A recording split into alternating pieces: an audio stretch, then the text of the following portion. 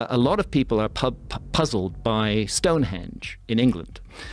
Stonehenge is built on Salisbury Plain, and there are two kinds of big megaliths at Stonehenge. One of them are called sarsens, and the other are called the blue stones. On the windswept plains of England, something happened in 2026 that no one expected. After centuries of confusion, debate, and speculation, artificial intelligence may have finally cracked one of humanity's oldest mysteries. Researchers turned to Grok AI, an advanced system trained across physics, astronomy, engineering, and archaeology, and gave it one simple instruction: analyze everything.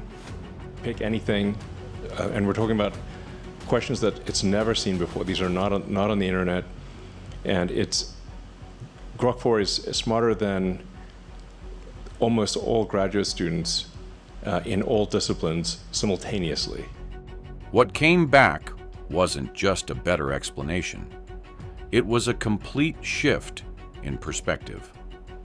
According to Grok, Stonehenge is not just a monument, a temple, or a ritual site. It appears to be something far more deliberate, a system built with precision, intention, and knowledge that shouldn't have existed 5,000 years ago. Stonehenge is a set of circles of huge stones. I mean, these things are way bigger than a human being. Human beings stacked 2 or 3 times high, and these stones weigh multiple tons. It's called bluestone, that is not available in the area where Stonehenge was erected. The mystery that never made sense. For centuries, one question has remained at the center. How did Neolithic humans build something this advanced? These stones are enormous. Some weigh over 25 tons. The smaller blue stones came from Wales, nearly 140 miles away. But the real issue isn't just transportation, it's precision. Stonehenge evolved over more than 1,000 years through multiple phases of construction. And yet, despite this long timeline, the structure maintains astonishing accuracy in alignment and placement. Even with modern equipment, moving and positioning stones of this size with such precision is challenging. Without metal tools, advanced machinery, or written mathematics, it should have been nearly impossible.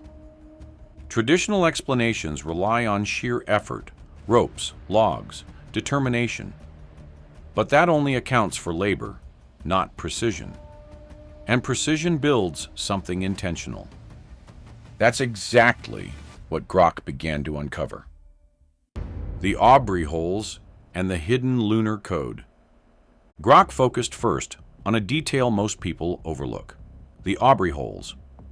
These are 56 pits arranged in a ring around Stonehenge, long assumed to be simple features used for cremations or structural purposes.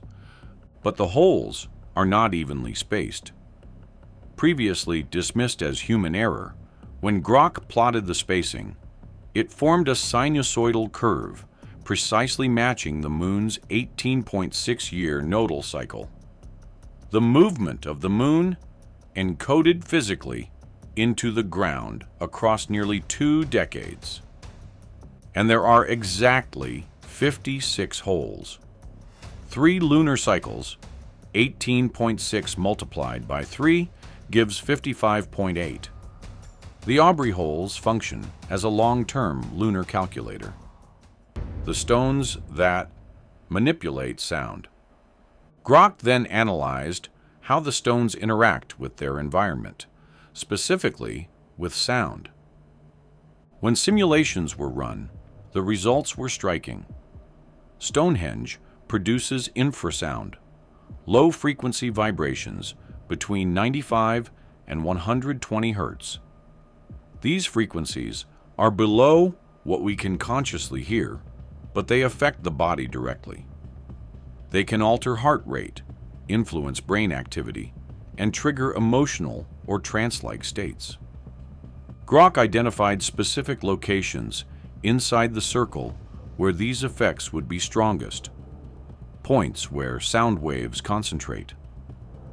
Those exact locations match where human remains were found.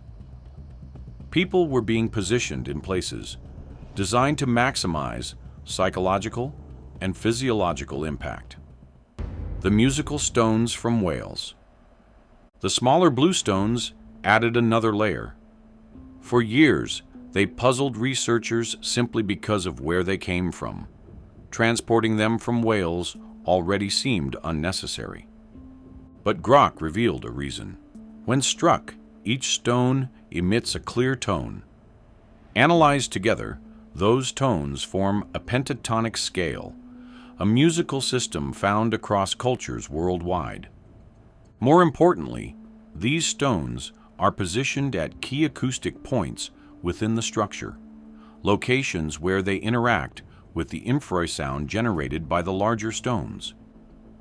When the sarsen stones create low-frequency vibrations, the blue stones respond, adding harmonic layers. The entire space functions as a dynamic acoustic system. The hidden geometry of the entire landscape.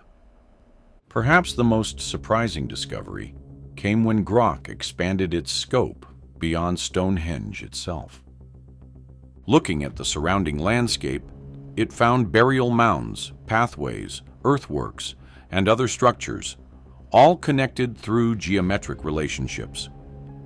Some form perfect triangles. Others align along straight lines stretching for miles. Together, they resemble a coordinated control network of reference points spanning a large area. And some of these surrounding structures were built before Stonehenge, which means the plan came first. Stonehenge wasn't the starting point. It was a central piece in something much larger, a design that spanned centuries, the decline that shouldn't exist. Just when the picture seems to come together, Grock uncovers something that disrupts everything. The timeline doesn't make sense. The earliest phases of Stonehenge show the highest precision in alignment and acoustic design. Later phases show a decline. Measurements become less accurate. Stone placements deviate. Quality drops. This is the opposite of what we expect. Normally, knowledge builds, skills improve. But here, each generation appears to have understood slightly less than the one before. Precision that should be impossible. The stones themselves are engineered. Some surfaces are shaped with variations of less than a few millimeters, difficult to achieve even today. Attempts to replicate this using Neolithic tools have failed to reach the same accuracy. Some stones also show evidence of being worked at different times using different techniques, as if later builders were trying to match earlier craftsmanship but couldn't fully replicate it. A monument built to track time itself. Everything at Stonehenge connects to cycles. Grock confirmed the well-known summer solstice alignment, but also identified multiple additional alignments, tracking lunar movements, stellar positions, and seasonal transitions. With errors of less than 0.3 degrees, that level of accuracy requires long-term observation, careful recording, and advanced calculation. Some cycles repeat every year. Others take decades. Why track cycles longer than a human lifetime? Grock suggests these cycles may relate to recurring natural patterns, possibly even catastrophic ones. The final message left behind. Finally, Grock analyzed how Stonehenge was abandoned and found one last telling detail. The site wasn't left in chaos. It was preserved. Fallen stones were carefully positioned.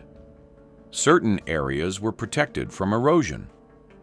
There is clear evidence of intentional closure. As if the builders understood they could no longer maintain the system, but wanted it to survive. So they encoded knowledge into something that could outlast generations. When Grok analyzed everything together, the astronomy, the acoustics, the geometry, it found a single unifying idea. Stonehenge is a system for preserving knowledge of cycles. So what are we really looking at? The work of Neolithic people discovering astronomy for the first time? Or the remains of knowledge that was already ancient, even back then? Grok doesn't give a final answer, but it makes one thing clear. The mathematics is there. The engineering is there. The intention is there. Stonehenge is not just a mystery anymore. It's a message.